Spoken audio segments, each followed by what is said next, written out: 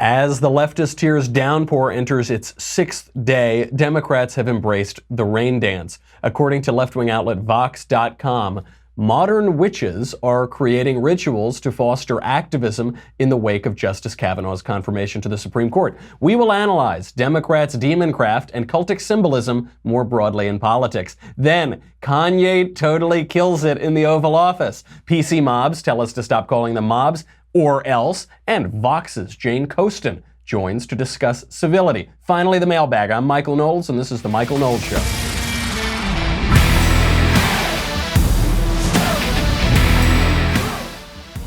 Oh, so much to get to. We have way too much to get to, not enough time. Let's jump right in and make a little money, honey, with ZipRecruiter. ZipRecruiter, you know them. You know ZipRecruiter. Thank goodness ZipRecruiter wasn't around when I showed up here at the door, a starving, out-of-work actor, a blank book author, not a penny to my name. No, fortunately, we didn't have ZipRecruiter then. Now we have ZipRecruiter, so we hire only the most qualified candidates. ZipRecruiter is fabulous. There are job sites that send you to tons of the wrong resumes to sort through. That's not smart. There are job sites that make you wait for the right candidates to just find you through, I don't know, magic. That's not smart. What ZipRecruiter does is you post a job to ZipRecruiter. It will go out and help you find the candidates. It will send them over to you. That's why ZipRecruiter is rated #1 by employers in the U.S. It actively invites people to apply. And this rating, by the way, the #1 in the U.S. comes from hiring sites on Trustpilot with over 1,000 reviews. This is the way to do it. Go to ZipRecruiter.com/MKS. This is the way to find qualified candidates. Right now, you can try it for free at the exclusive web address. Pull over your car and write it down. ZipRecruiter.com/MKS. Go do it. Go right now. Go. I'm waiting. ZipRecruiter.com/MKS. One more time for good measure. ZipRecruiter.com/MKS. Kanye was in the Oval Office this morning. This was such a, I can't, look, I wish I could turn off my show today and we just watch the Kanye presser, the whole thing, and we still wouldn't have enough time. We'd still have to do another show tomorrow. It is so phenomenally good. It is one of these things you watch it and you just, I know some conservatives are still dour and pessimistic for some reason. Watching this, and just imagine you today telling you 3 years ago that this would be happening, that the biggest pop star in the world, the biggest popular musician probably on planet Earth, would be wearing a MAGA hat in the Oval Office talking about how great the Republican administration is and making fun of liberals with that language. You wouldn't believe it, but it's happening. It's how you know we're living in the Matrix. Without further ado, Kanye West, take it away. And that's a move. One of the moves that I love that liberals tried to do. The liberal would try to control a black person through the concept of racism because they know that we are very proud, emotional people. So when I said I like Trump to like someone that's liberal, they'll say, oh, but he's racist. You think racism can control me? Oh, that don't stop me. That's an invisible wall. Mr. West, what would you like? But you don't think oh, your question. You had one question. We're going to go to another question. Okay. I answered your question. I don't answer questions in simple sound bites. You are tasting a fine wine that has multiple notes to it. You better play 4D chess with me like it's Minority Report. Oh, I'm tasting a fine wine too. That's the fine wine from MSNBC and the media melting down. And I love it, by the way. These guys, remember Kanye West said he and Trump have dragon energy? They really do. They do share something together. Watching them sit across from each other in the Oval Office, it's like seeing double. If I were a lefty and I went in there, I wanted to go get Donald Trump, I wouldn't know which one to shoot. I'd say, oh no, which is the real Trump? I can't. They're like such similar people, and they have such the same approach. When you go out there and you try to shame them, you try to get them to change their mind, you try to get them to stop saying what they want to say, they just flat out say no. They'll double down on what they're saying. You know, Kanye West said, you think that by using the word racist, you can control my actions. Well, ain't gonna happen. I was talking last week about how rapist is the new racist. It's just the way that the left tries to control you and pressure you into kowtowing to their will. It used to be they'd call perfectly good people racists with no evidence. Now they're calling them rapists with no evidence. And some squishy conservatives, they say, oh no, I don't want them. I don't want MSNBC to call me something bad. No. Donald Trump, he don't care. Kanye West, he don't care. They're sitting there in this room, arms crossed, come at me. So beautiful. He got so much pushback. What did he do? He tightened his MAGA cap on his head. And he's going out there saying, you know what liberals do? Like he's doing a stand-up routine. Absolutely beautiful stuff. By the way, he's there on the day of signing the MMA, I forget the actual title of it, Music Modernization Act. Which is a very important piece of legislation, by the way, and it's good that he's here for that as well. And only this administration could have gotten that through with the Republican Congress and Senate. We'll get to that in a second. But he's there just fielding questions. He cannot be pressured. He cannot be forced to say some view that he doesn't hold. MSNBC, CNN, the mainstream media, they are furious about that. Open up your tumblers and let the good times roll. Okay. I'm doing this for everybody who's watching us who turned their volume down. You can put it back up again. But if you think you're going to get a thoughtful play-by-play and political analysis, you're not, because that was an assault on our White House. You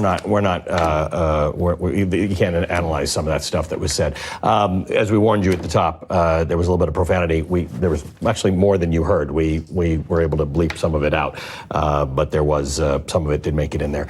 That was crazy. That was bonkers. All of a sudden now the left, they're clutching their pearls about profanity. They hate profanity. These are people, the left airs PSAs of little children screaming the F word, all of these things. They have slut walks. Every big sign that they post is F this and F Trump and F that. That's, they tee hee hee, they all giggle, now they clutch their pearls. He said Kanye West might have said a swear word in the Oval Office. Just Google Lyndon Johnson cussing. Lyndon Johnson cursing. Listen to what Lyndon Johnson said in the Oval Office. I'll tell you, his language was a lot saltier than Kanye West's. How about Bill Clinton?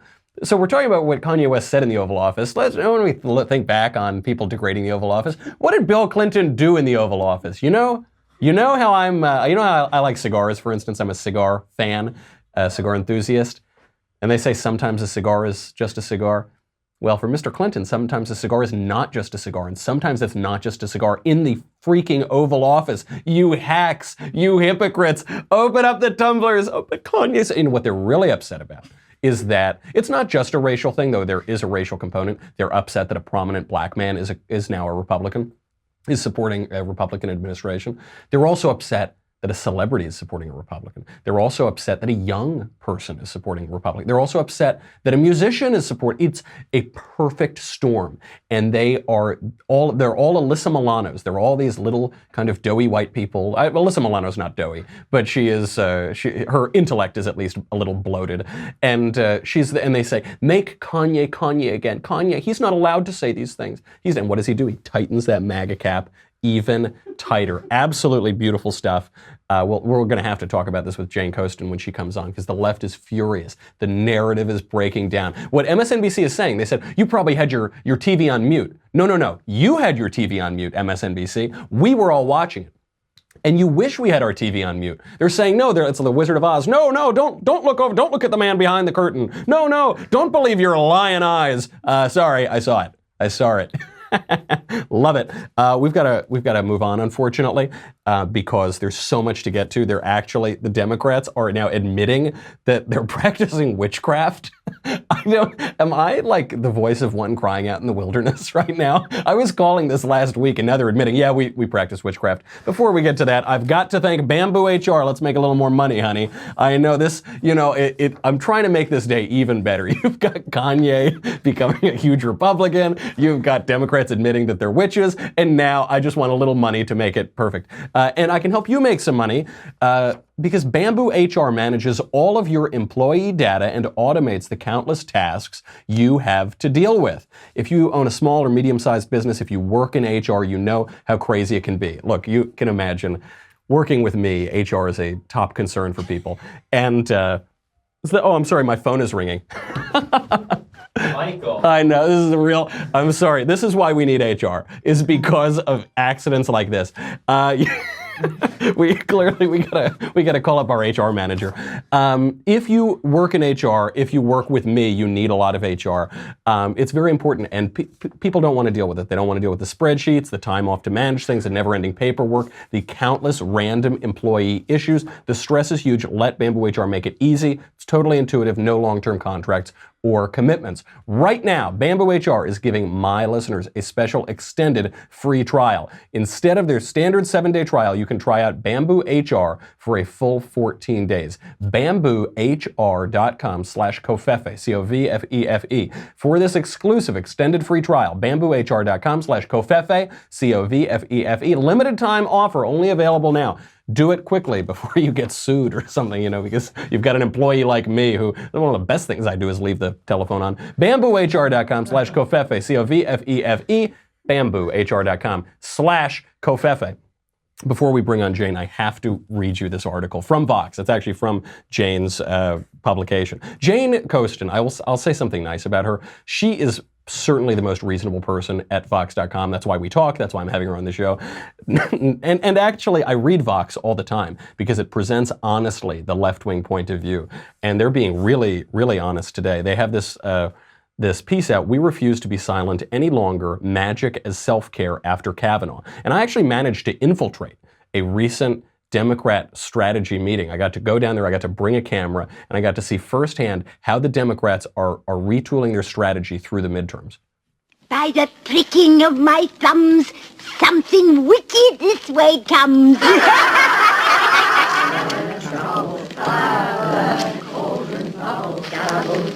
Toad goes under Coaston, days and nights at 31. Sweltered venom sleeping got, boil thou first in the charmed pot. Liver of blaspheming Jew, gall of goat and slips of yew. I conjure you by that which you profess, however you come to know it. Answer me to what I ask you. Answer me, Dianne Feinstein. That last one was Dianne Feinstein there. If you couldn't see, I think the shot was mostly from the back of her head, but that was Dianne Feinstein. So this is how the article goes. Quote, "Modern day witches are creating rituals to foster solidarity, activism, and healing." It goes on. "First, take a candle, then pour some salt into your hand. Then, keeping the grains in your palm, take a pen to write out a thank you to Christine Blasey Ford, the woman whose allegations, uncorroborated, evidence-free, frequently contradicted and refuted, allegations of sexual assault against Supreme Court nominee and now Justice Brett Kavanaugh stunned a nation. Or, if you prefer, simply say, I believe you. It's just one of the many quasi-religious rituals circulating the internet, particularly pagan and #resistance circles." I love that they conflate those two. The pagan and the resistance circles, they're very similar. "In the wake of Kavanaugh's confirmation, these rituals help self-identified witches process trauma, anger, and grief." Now, I will tell you something. I have always appreciated the political philosophic value of Exodus 22:18. "Thou shalt not suffer a witch to live." I have long appreciated that. And I told you this. We were talking about this just a couple days ago. Leftism can rise to the level of religion. And these days, it really seems to have risen to the level of religion, and not good religion. I will point out, because this thing goes on and on, people describing the rituals as a vital spiritual solidarity. And it also goes on to talk about the 20% of Americans who identify as spiritual but not religious, for whom rituals can provide a framework for finding meaning in trauma or pain. I talk often about spiritual but not religious. It is just fertile ground for this kind of religion. Everybody's got to serve somebody. And for the atheists who are watching, conservative atheists, conservative agnostics, I just want to point out, atheists always get this wrong, and agnostics, I think, kind of miss the point here too, which is when they say, oh, it's so silly. Religion is so silly. Oh, it's so ridiculous. It's superstition. Some things can be superstition, but religion inheres in every human society throughout all of history since the dawn of time. Perhaps that tells us something about the human condition. Perhaps that tells us something not just about our own condition and our own longings, but the satisfaction of our longings, which exists in the metaphysical and the spiritual world. Perhaps it tells us that, because everybody's got to serve somebody. The piece goes on, it says, describing their meditation and ritualistic process, yoga teacher Laura Kelleher told Vox, as a non-binary, gender-fluid person, I'm focusing on integrating my own feminine and masculine aspects and, moreover, the abusive and abused parts of my psyche. Okay, but by the way, this means Matt Walsh was right too when he said that yoga is just paganism and Satanism. It is witchcraft. You know, Mayor Bolshevik Bill de Blasio in New York, he signed a bill today saying that there's now a third gender on birth certificates: male, female, and X. That's witchcraft. That's hocus pocus. That is superstition. There are two sexes. We know that there are two sexes, and there are men, there are women. There are men who think that they're women. There are women who think that they're men. And there is a small number of people for whom their sex is a little ambiguous. They might have an extra X chromosome. They might have ambiguous genitalia. That's a real thing. Of course that's a real thing. But that's not a third gender. That's a combination of two. That's the idea that there is some third sex or gender. That is a fiction. That is witchcraft. And this religion of leftism gets worse and worse. Before I bring Jane on, I have to show you this. Remember that guy, the one who kicked the pro-life woman at that rally? They're on YouTube, they're calling him Cuck Norris because Chuck Norris would roundhouse kick people, and this guy is, not the manliest man, so they're calling him Cuck Norris. Anyway, you might remember him. I'm a 16-year-old and I can't have this baby. Think you should keep it? It's a baby. Yeah. If someone is raped and she gave birth and she decided to kill her 3-year-old child.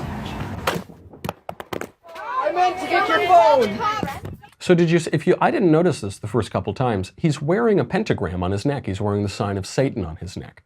That's no coincidence. Do we think that's really a coincidence? Now he might say, oh, it's just a sign that he likes. Yeah, well, why? It's a very specific sign. Oh, it's no big deal. Well, if it's no big deal, why is he wearing it? And why are all of these hysterical mobs focused around one thing, the fictitious constitutional right to kill a baby?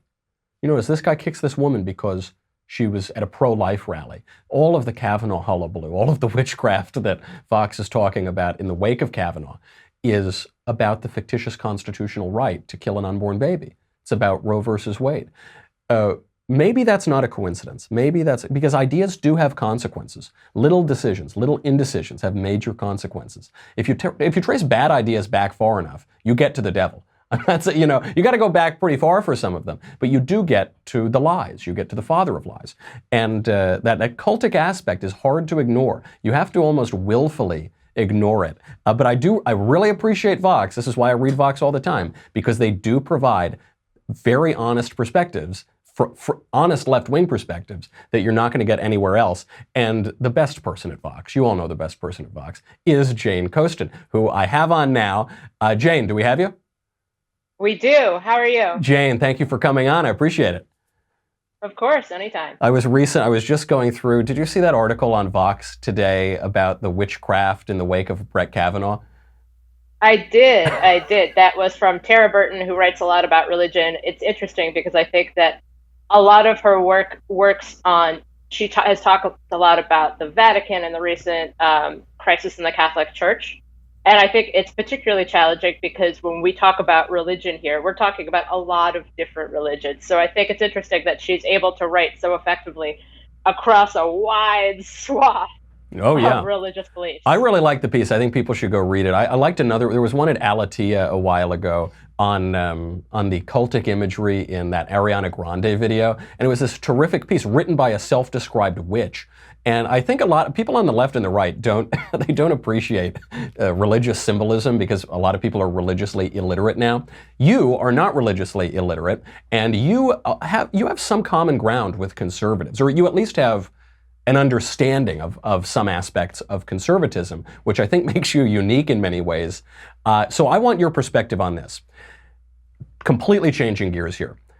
Okay. Hillary Clinton, within the last couple days, has said that the time for civility is over. We can't be civil. We're going to be civil once the Democrats retake the government. Eric Holder said, forget about Michelle Obama's when they go low, we go high. When they go low, we're going to kick them right in the face. What say you, both the perspective on civility from the left and broadly for the whole country? Well, I think from the left, we have to recognize that the left is responding to this phenomenon at which the right has basically been saying, why are you kicking yourself? Why are you kicking yourself? Why are you kicking yourself for 3 years? And no, at do the you same think the time, right has been uncivil? I think the right has been uncivil. Yes, I think everyone involved has been uncivil, and I'm operating entirely in good faith here. I think that the same people, I think that it's complicated, and I talk about this a lot, how when we talk about the right or the left, we need to be really careful in our terms, because I think that we run the risk of conflating David French at National Review with someone writing at Breitbart, when we all know that those are not the same thing. Different perspectives, yeah. Right, different perspectives. There's, we're not talking about Noah Rothman at Commentary versus like someone getting aggregated at Twitchy. These are different things and a different conceptualization of what the right is. So I think that first and foremost, it's important to kind of get at our terms here, because I think what Clinton and Holder and others are responding to is this idea that, I remember that was that kind of meme of 2015, 2016 about Trump, the but he fights. That, Trump accusing Ted Cruz's father of being the killer of JFK. He was just raising questions.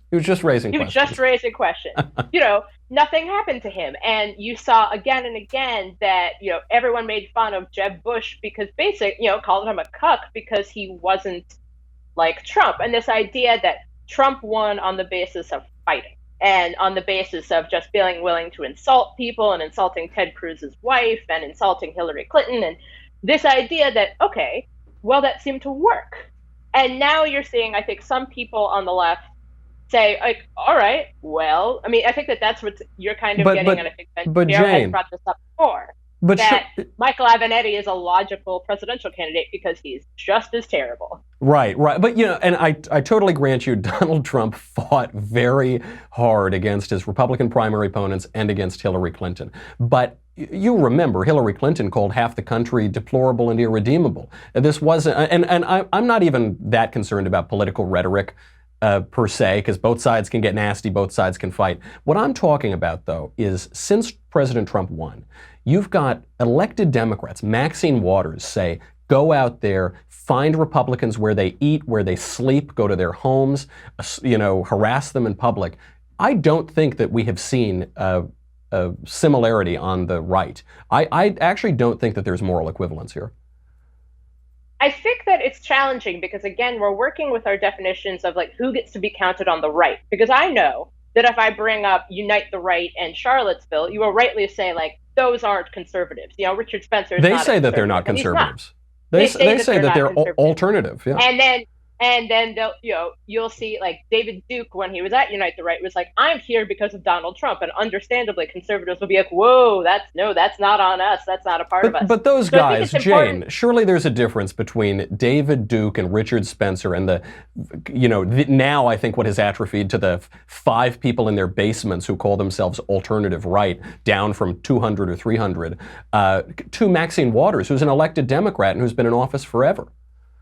Yeah, and Steve King is also an elected Republican. And again, like we could keep going back and forth, and I think that But Steve King's never called for violence, never called for public harassment.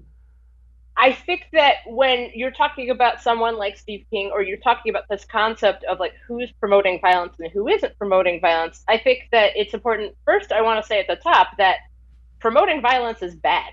It's a bad idea. We agree. Yeah. If someone like drives into a building because Jane Coaston said something, I just want to be here on the record saying, please don't drive into a building.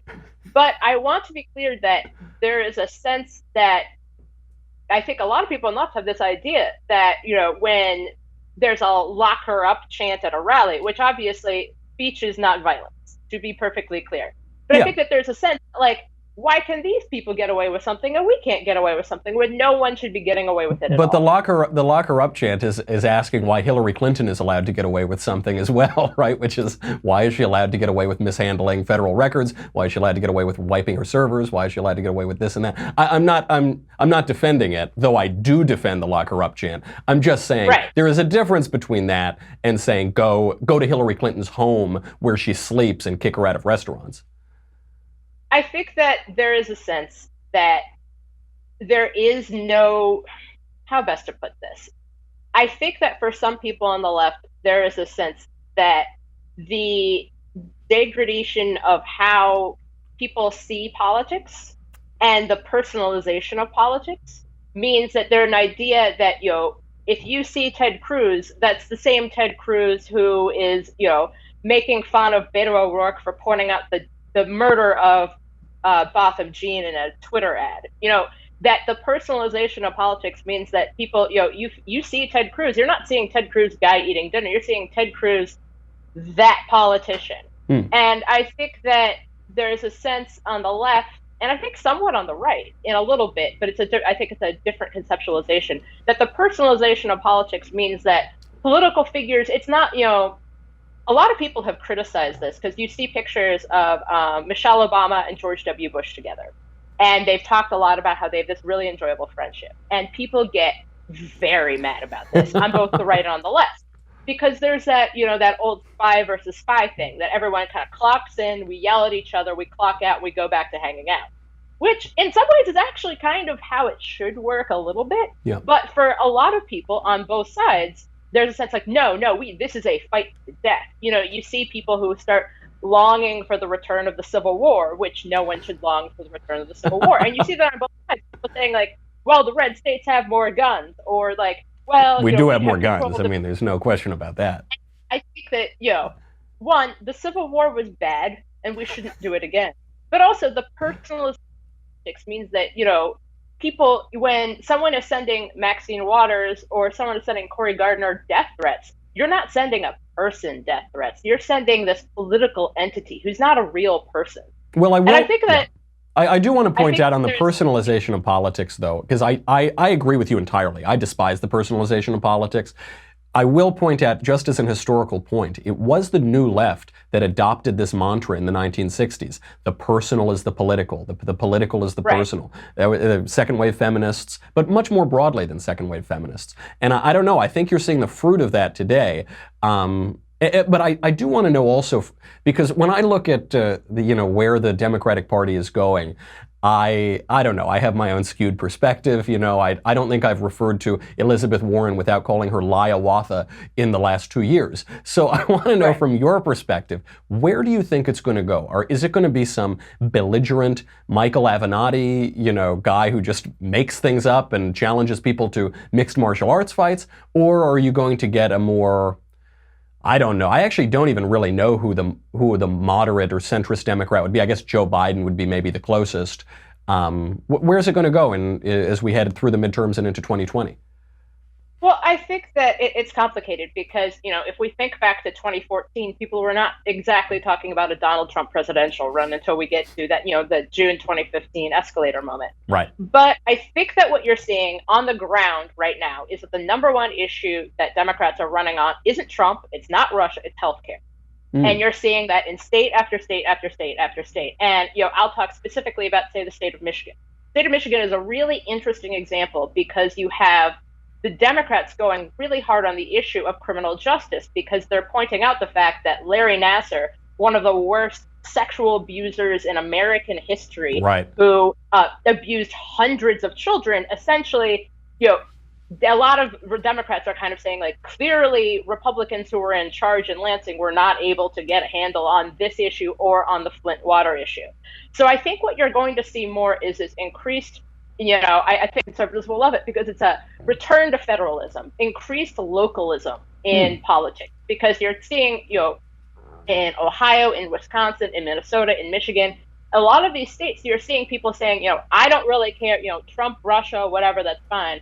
I want to talk about this specific issue. You saw that in Virginia last year in the special election, where you had candidates who were running for the Virginia House talking about, like, I have nothing to say about Trump. All I care about is this traffic issue. And they win because it turns out that when you live in the state of Virginia, you care a lot about traffic. And so I'm not sure what that's going to result in terms of a 2020 nominee, because I have gotten out of the business of trying to predict what is going to happen with presidential nominees. But I do think that Democrats on the ground are really going with okay, what are people actually worried about?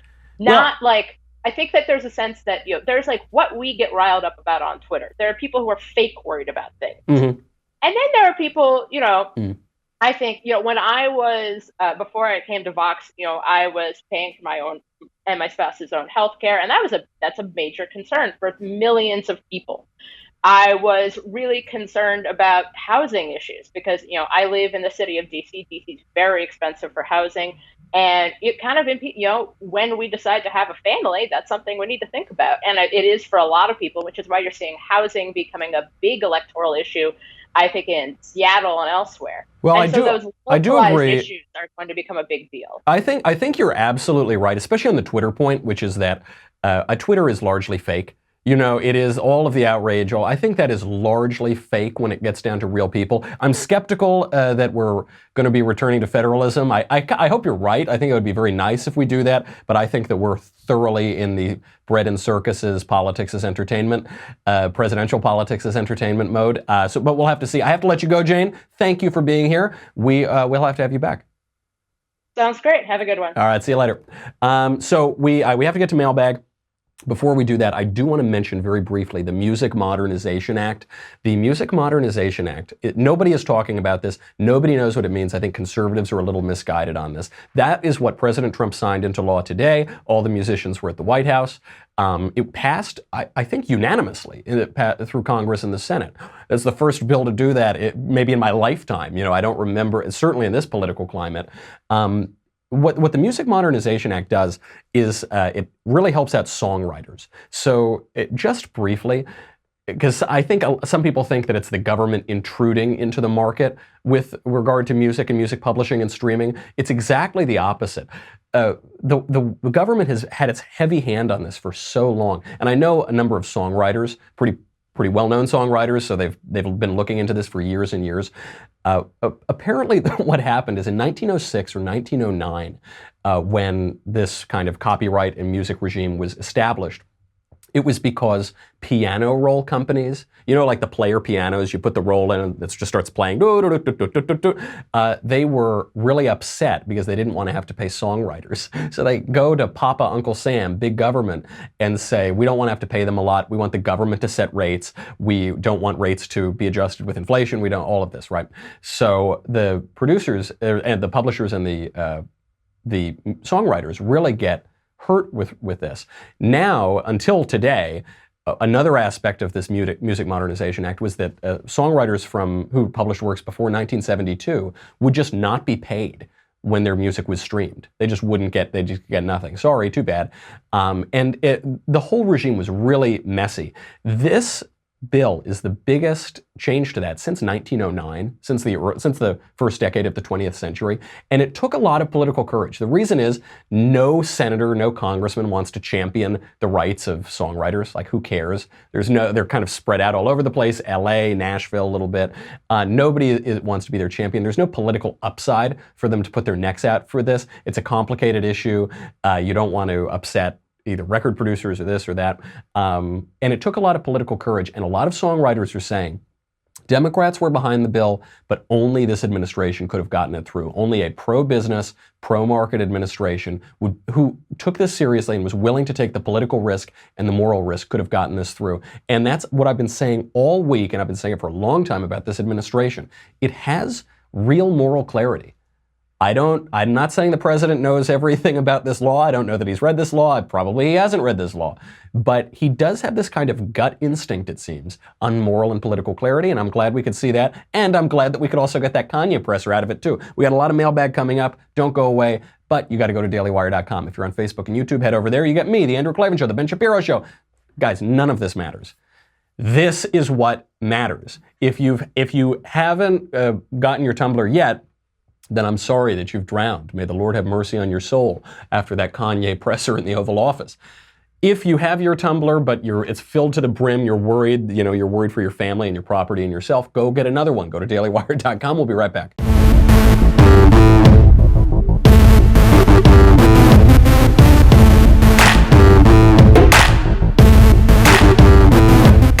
We're getting through these today, and you can't stop me. You can't stop me. Starting with Timothy. Hey, Michael, what is the most recent book that you have read, and what is one book that you plan to read soon? Thank you. You're the man. No, you're the man.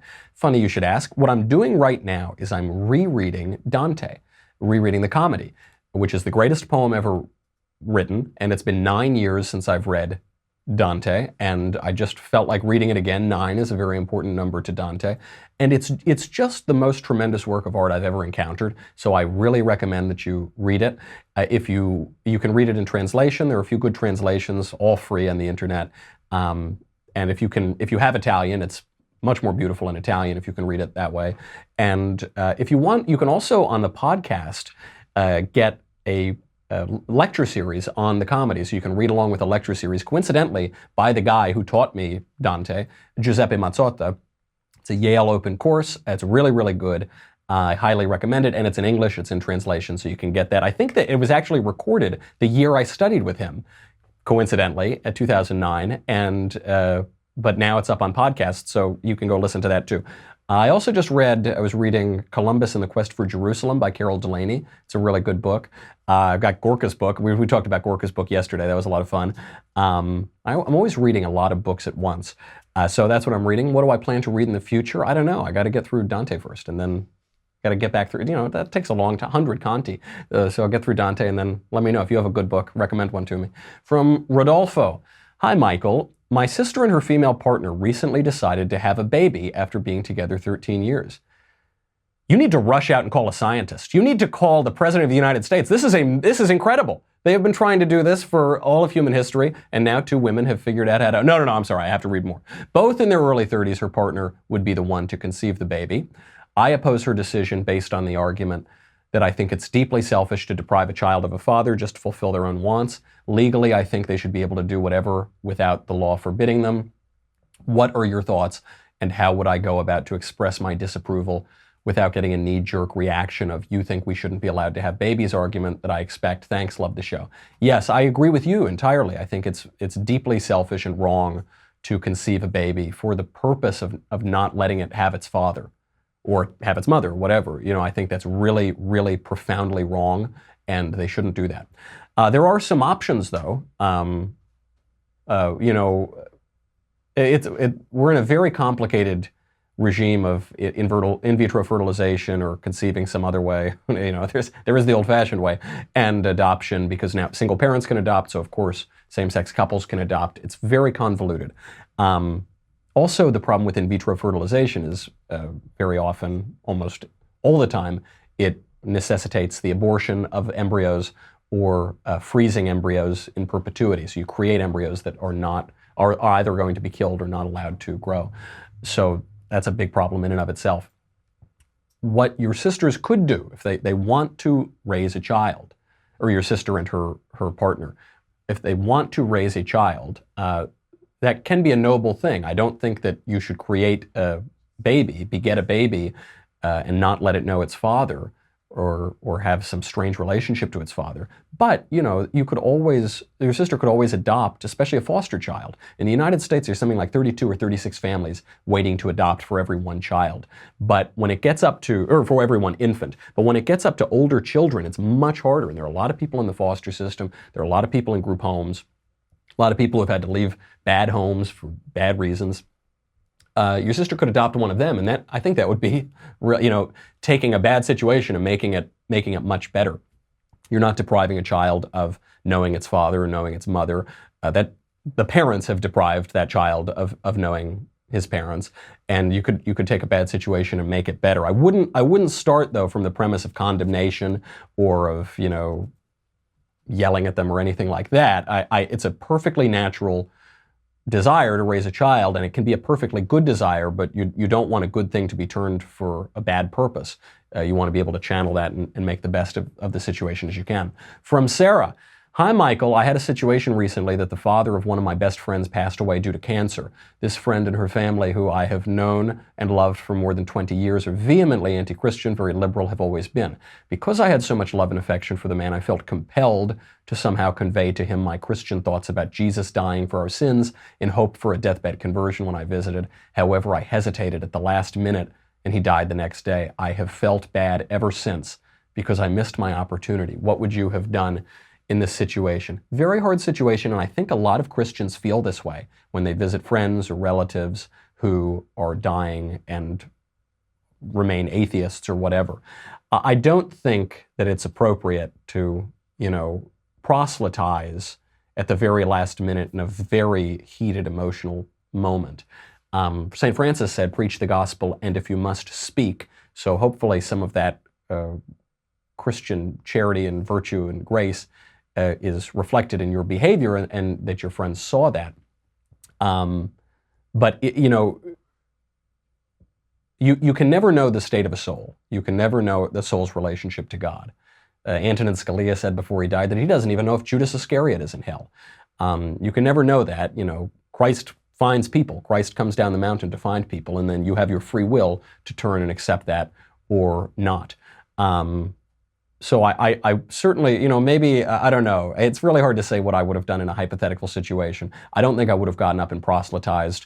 Maybe I would have made a couple little remarks about, going up to meet your maker, good maker, and all of that. But I wouldn't beat yourself up over it. I don't think that would be appropriate. Your job is to reflect the love of Christ in your actions and to preach the gospel, and you don't necessarily have to speak. From Thomas, dearest Saint Michael, I wrote to you, that's very nice. It was the Feast of St. Michael a week or two ago. I wrote to you recently about dating these days, despite my 60-plus hour work schedule. You recommend online dating, or I recommended it to you.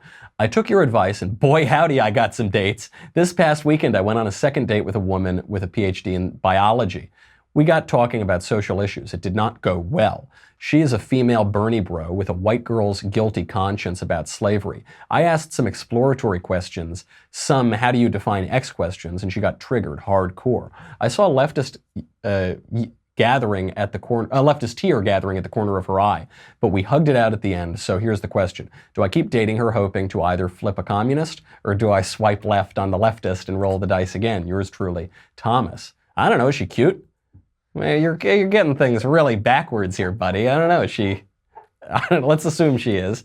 The point on this that you should make it, or that you should really consider, is the hardcore left-wing, screechy, no, purple hat, pink hat, that girl would never see you again. That girl would not even entertain. She probably would have stormed out of the restaurant or, shrieked in your face. So if she didn't do that, there's hope. Where there's life, there's hope. And also, look, I've supported abortion in my life. I would have called myself agnostic or atheist. I even had a flirtation with leftism when I was, 8th or 9th grade, something like that. People change. They change their minds all the time. So there might be hope for her. I was hanging out with Fleckus the other day, Austin Fletcher, Fleckus Talks, and he had a friend of his along, and she said that she was a Bernie bro leftist a year ago. And now she's a conservative because someone opened her eyes. So I think that's very important, especially on biological and bioethical issues. Because the people who are pro-abortion, I think they just don't see the argument.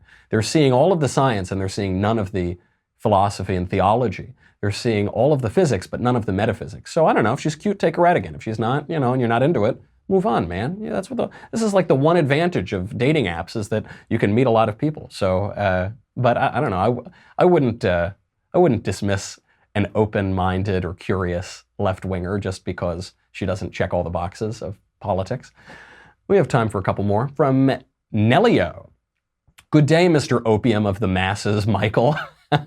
I'm a Catholic, and the rise of anti-humanism today is rather frightening. Some friends of mine are advocating for one-child policies and even going as far as to say that we have a moral obligation to not have children anymore. How can we fight this neo-Malthusian garbage? How can we start pulling ourselves out of this hole of anti-human narcissism? Thank you for an amazing podcast. Greetings from South Africa. South Africa! This is a defining feature of the left. They hate human life. It hates human life. And leftists who flirt with leftism hate human life to varying degrees. The communists, Cuck Norris, was totally anti-human life. They talk about, they want to kill old people with euthanasia. They want to kill babies with abortion. They're just anti-human. And it's because they get everything backwards. I've heard this from friends of mine who are environmentalists, vegan, that whole thing, is they say, oh, global warming is so bad. It's caused by people. We need less people, fewer people. They say, the humans are bad for the environment, which isn't true, by the way. In the history of America, since Western colonization of the Americas, the environment has improved dramatically. The natural environment, forests and all things have improved dramatically because the indigenous peoples burned down whole forests. It's a sidebar. But they get it backwards. The natural environment is here for us. We have dominion over the land and over the sea. It's here for us. We tend it as we tend a garden. We are stewards over it, but it's for us. Don't get it backwards. This is a difference between environmentalism and conservationism. Environmentalists say that we need to protect the environment because it has rights and it's so beautiful and it's Mother Gaia. And conservationists say we need to protect the environment so that we can enjoy it some more. You know, they say we need to protect the deer so that we can keep shooting the deer, and that's a much more balanced perspective. So I think one way is to mock it, because it's not that environmentalism doesn't have a good point. It's just that it gets everything out of balance. It has no sense of humor. It has no sense of the natural balance of the world, which is true so much in leftism. And when something doesn't have a sense of humor, you should laugh at it, and hopefully it will restore a little balance. Do we have time for one more? One more. I don't care what you say. From Christopher. With Columbus Day, I mean Indigenous Peoples Day over, I rewatched your Columbus Day special, which talks about how he was a great man. However, I also saw the Adam Ruins Everything episode about Christopher Columbus, and he starts off calling him an incompetent buffoon. He does back up what he says with sources, but you can't both be right about Columbus. With two diametrically different points of view on the same person, how are we supposed to distinguish who is right and who is wrong? Big fan of the show. Thanks, Chris. Oh, I'm right. Does that clear it up? I don't know who Adam Ruins Everything is, and I have never seen it, but I do know a lot about Christopher Columbus. If this guy is saying that he was an incompetent buffoon, I'll just throw out some factoids that maybe could dispel that. He discovered the Americas from Europe. He discovered the New World. He was the greatest navigator of his age. He made it across the ocean sea using mostly dead reckoning. He didn't even have an astrolabe on his first voyage, and yet he made it down. How did he know? He sensed when he was on Porto Santo, when he was in Portugal, he could feel, and he would take all of these incredible voyages up to Britain, up to even past Britain, up into the Arctic, and he could feel the easterly currents in the northern Atlantic. So he just suspected, as far as I can tell, the first guy to suspect, that there might be a westerly current if you went a little further down south. So he decided that he would sail a little bit further south. Certainly he felt that westerly current, and he took it all the way over to the Americas. He was also brilliantly educated beyond just his navigational skills, which were unparalleled in his time. The evidence of that, of course, there is a lot of evidence of that, one of which is he discovered the Americas. But also he was devoted to reading the Bible at a time when a lot of people didn't read the Bible because either they were illiterate, and Christopher Columbus certainly was literate and in many ways self-taught, but he made sure education was very important to him. But he read the Bible devotedly. I think it was he was with Franciscan monks, and he would read it all of the time because he was trying to figure out the age since the first man. He was trying to figure out when predictions of the apocalypse would happen. He was trying to figure out how to make sense of all geopolitics, the fall of Constantinople, and so he would read that very well. He spoke a number of languages, Italian, Spanish, obviously. He was determined, and he knew exactly how to play the Portuguese and the Spanish. He was kicked out. He was ultimately rejected from the Spanish crown to fund his voyage. And at the very last minute, they called him back, and his biographers, his contemporary and early biographers, suggest that the reason that he was called back is because of the sheer force of his personality and the brilliance of his wit. So that's just a little taste. But whoever this Adam person is has no idea what he's talking about. That's our show. I wish we could get to more, but we can't. Make sure that you tune in tomorrow, I think. Another Kingdom is being released for everybody. If you're a subscriber, you can already see Another Kingdom right now on the website, and it is really cool. You know, my job in Another Kingdom is to read the book, so I got the best job. But the story is incredible, and the artwork is really, really good. That we now have visual production, so there's sets, there's artwork. It's really cool. It's awesome. So check it out at dailywire.com, or you can watch part of it tomorrow and listen to the whole thing. Otherwise, have a good weekend. I'm Michael Knowles. This is The Michael Knowles Show. I'll see you on Monday.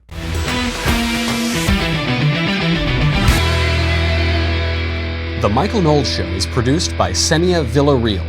Executive producer, Jeremy Boring. Senior producer, Jonathan Hay. Our supervising producer, Mathis Glover, and our technical producer is Austin Stevens. Edited by Jim Nickel. Audio is mixed by Mike Coromina. Hair and makeup is by Jesua Olvera. The Michael Knowles Show is a Daily Wire Forward Publishing production. Copyright Forward Publishing 2018.